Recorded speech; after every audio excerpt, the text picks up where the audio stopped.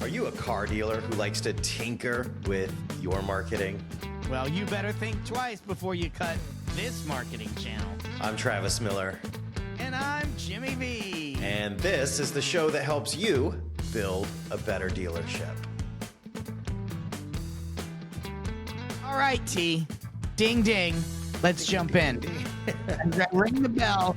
We're ready to go. We're going to dive into this topic today about, car dealers and cutting. Car dealers and cutting. And I'm not talking about like emo cutting. That's not what I'm talking about, T. I'm talking about car dealers' favorite pastime, cutting media. That's what they do. They like, especially if you're a car dealer who loves the marketing process and likes to tinker with the marketing. Cutting and canceling are, your two greatest weapons. We actually have a name for this. We call it Tinkerpox, right? That's right. You get the disease, and you just gotta make some. You gotta tinker. You gotta make some cuts. You gotta make some changes. This is coming from ad guys, and I know that might sound biased. That might sound like self-serving stuff we're spewing here. But I do want, as we are entrepreneurs, we are business owners. We started our business with $200. We bootstrapped it from the beginning, so we know how important good decisions, good financial decisions are. We know how important keeping things that work and scaling them, putting more money in and cutting back things that are not effective or not as effective, if it makes sense. Now, this whole conversation is really predicated on a couple things. Number one, when we say, Tinkerpox and cancel this and don't cancel that, we're talking about, that you have a marketing partner that actually knows what they're doing and can show you real data and has real strategy behind what they're doing.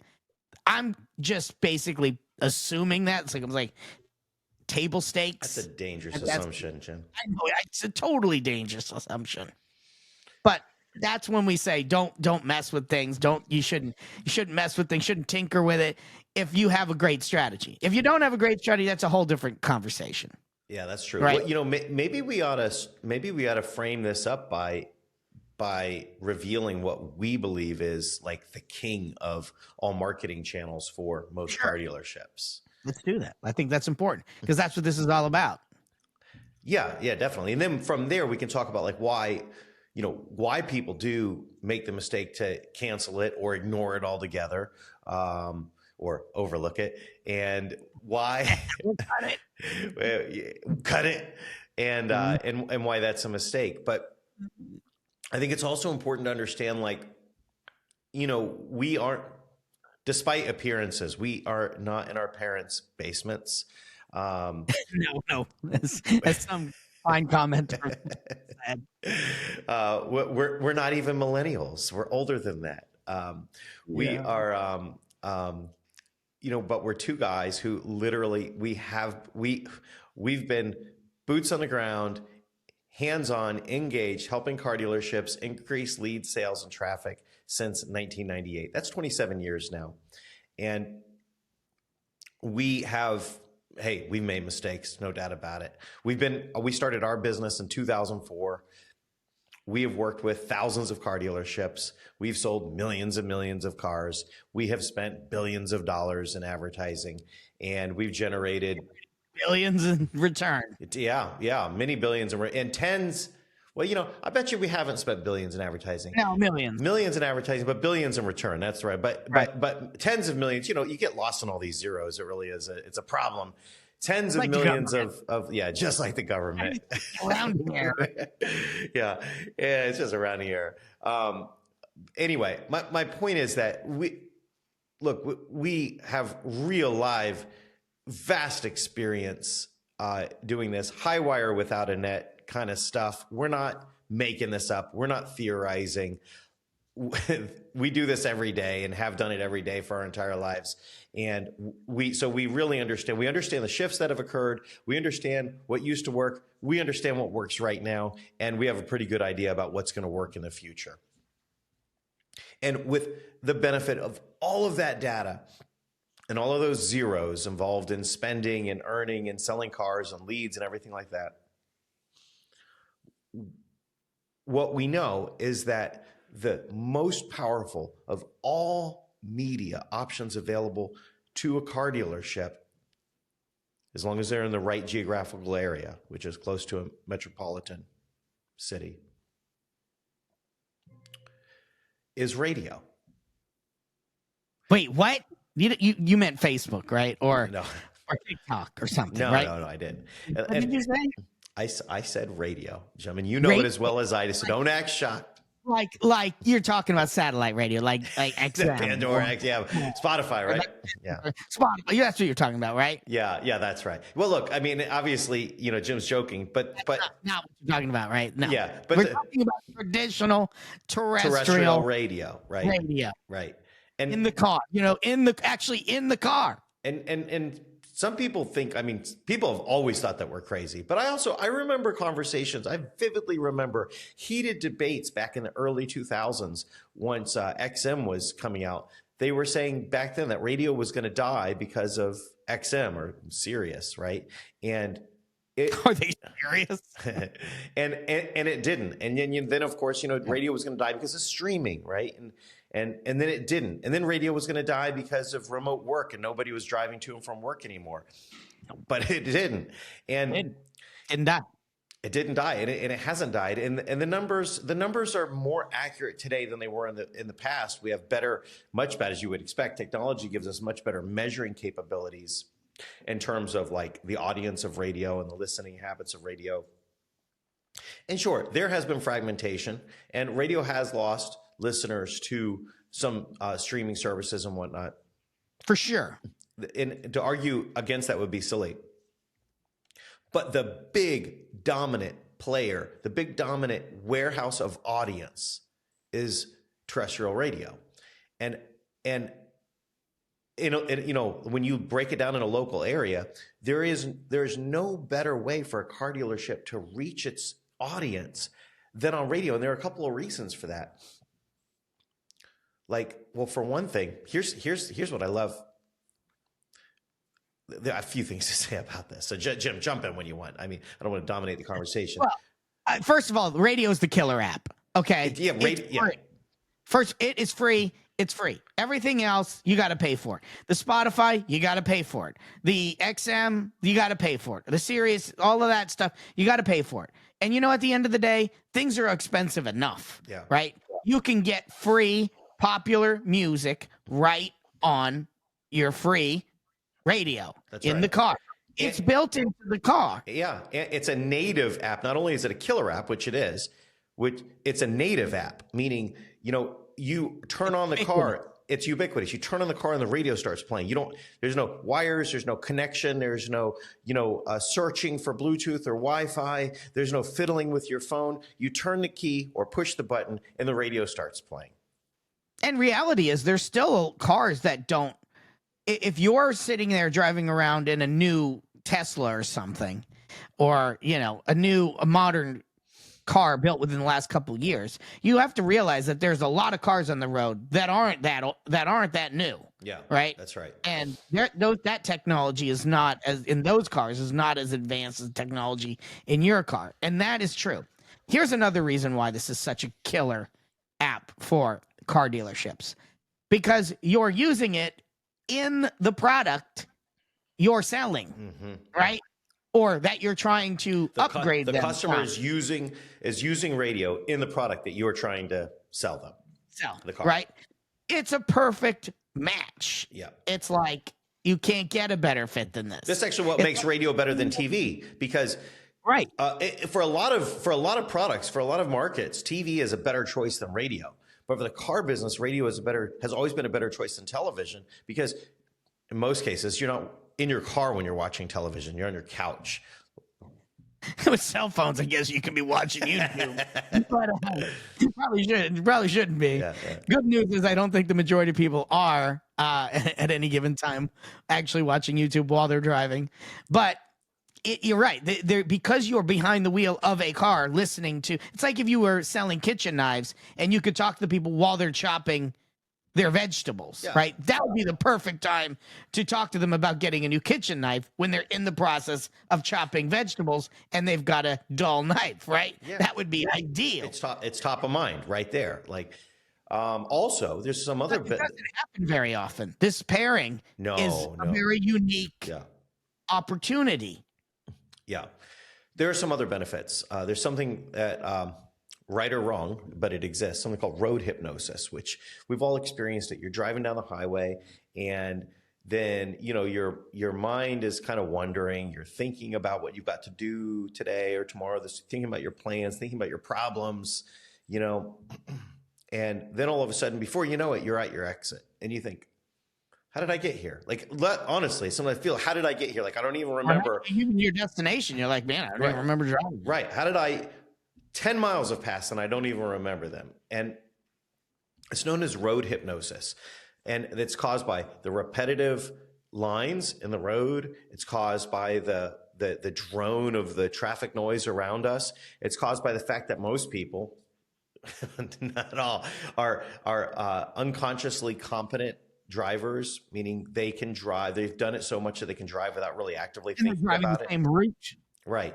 And so what that actually places people into a state of hypnosis while they're driving, and it allows their subconscious to be exposed, and it makes it a really, really powerful opportunity, a powerful time to expose them to marketing messages, because the subconscious mind is really what we're trying to reach through advertising. I know this might sound a bit like nefarious or something, but as a marketers and businesses using marketing, we're trying to get our message across. Yeah.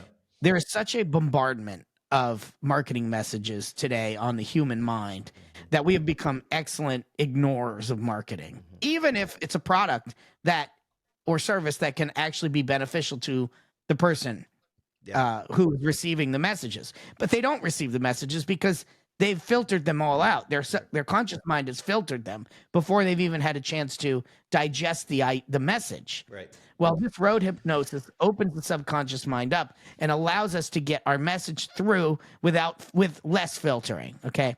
And so that someone can actually digest our message. Add that to the fact that they're driving the vehicle, which is what we're marketing at the time they're listening, and you've got a magic formula. You've got this perfect blend of message to market match, right time, right place messaging, if you get your messaging right. Okay, now that's a whole nother conversation, but which we're not going to go down that road today. But that when you get all of that working, this radio is a perfect opportunity for car dealers to advertise vehicles to the consumer. Yeah. Okay. It's custom made, perfect fit. Then you ramp up, then you add to it. There's another layer, okay? This is why this is it's layer after layer. It's like an onion. It's like a sweet, sweet onion of marketing mastery right here. Radio it's like for a car dealer. It's like a bloomin' onion, Jim. It's blooming good. Okay, and in order for any marketing to work, you need frequency and you need reach, right?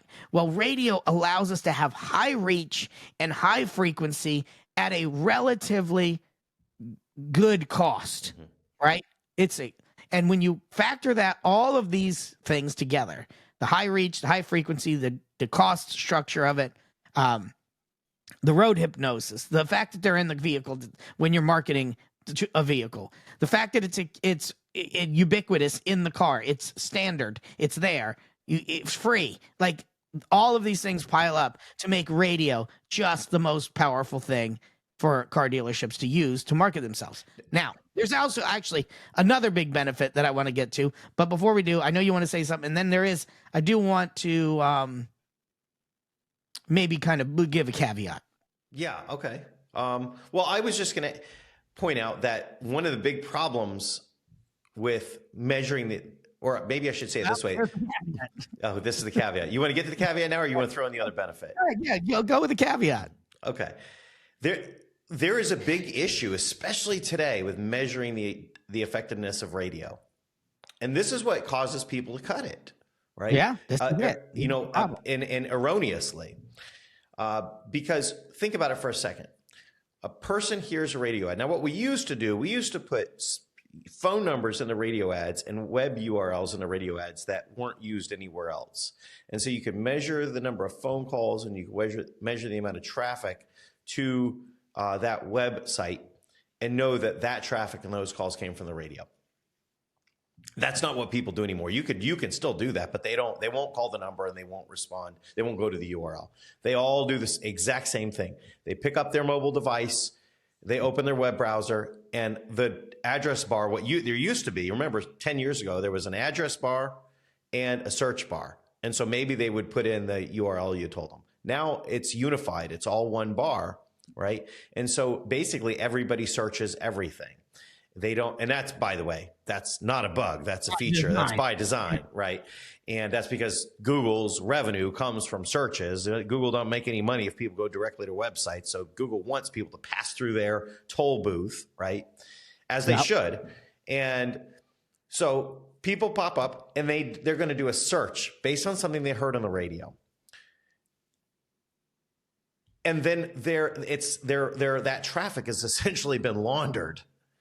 And it's going to look like the traffic came from Google.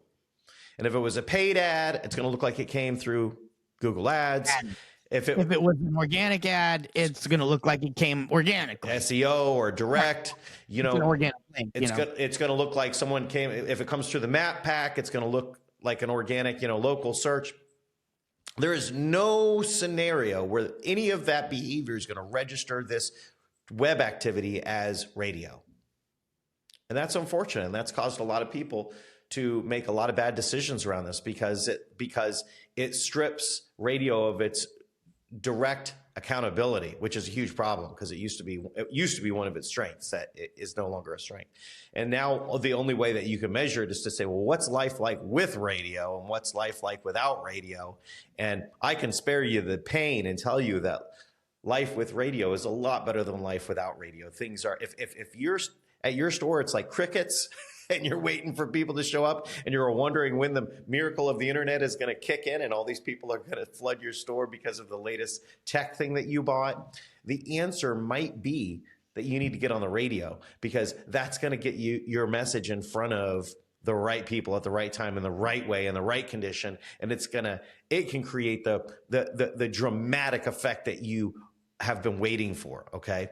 But if you buy the right amount of reach, there are different conversations. You got to buy it right. You got to buy enough of it. You got to have the right message, the right approach. You got to be in the right area.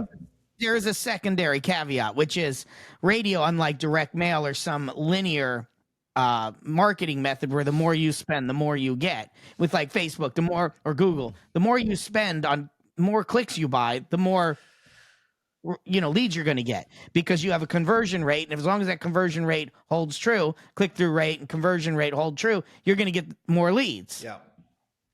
Well, that's not the way it works with radio. You either hit the frequency tipping point or you don't. So if you've ever done radio and it hasn't worked, you haven't seen an impact from running it, then you probably didn't hit the tipping point. You probably didn't have enough reach and frequency in combination to cause the effect that radio creates when done properly. Yep. Add that right marketing message and all of these benefits that we've been talking about, and you have something that you just can't get anywhere else. And I'll give you the one more big X factor that radio delivers that very few things can deliver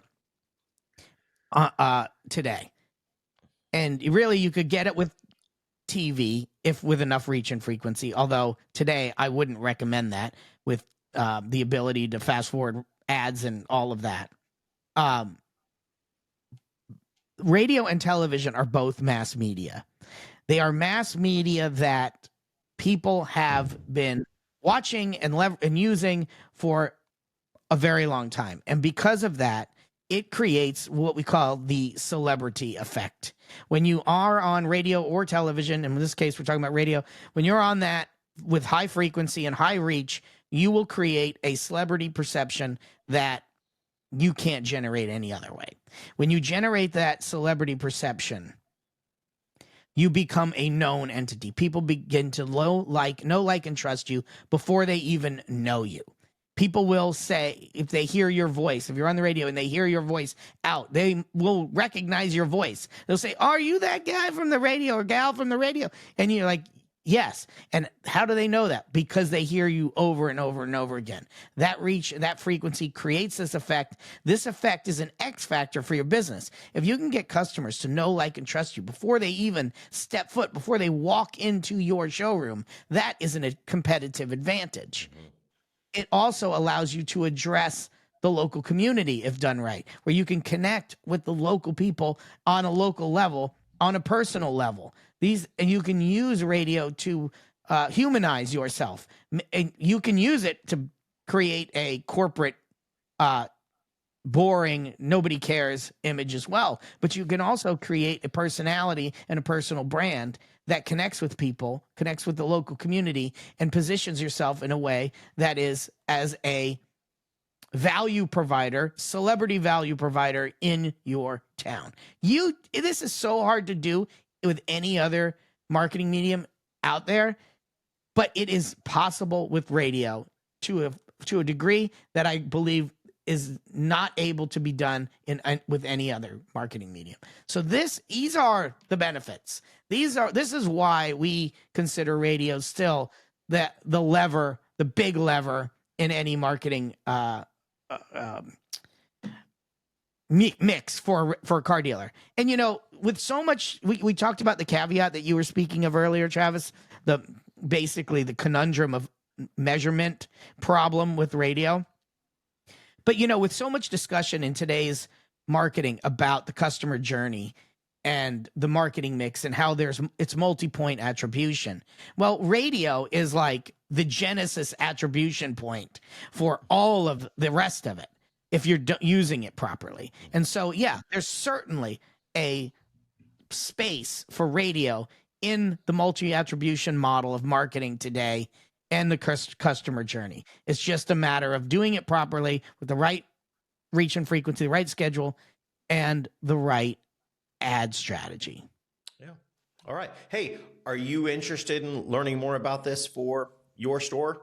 Drop us a comment, shoot us a DM, connect with us. Come on over to betterdealerships.com. It's our Facebook group. It's totally free. We can connect there. You can ask questions and talk more about radio. Yeah, exactly. And we'd love to know what you think about this. Call us crazy. Just don't call us late for dinner. But put it right there in the comment, and make sure to like the video, subscribe, send it to your friends, all that good stuff. You guys know how to behave here. You know what to do. Do the good stuff. Do the needful, and send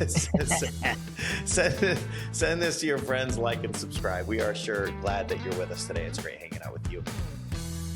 And until next time, hey, you stay classy.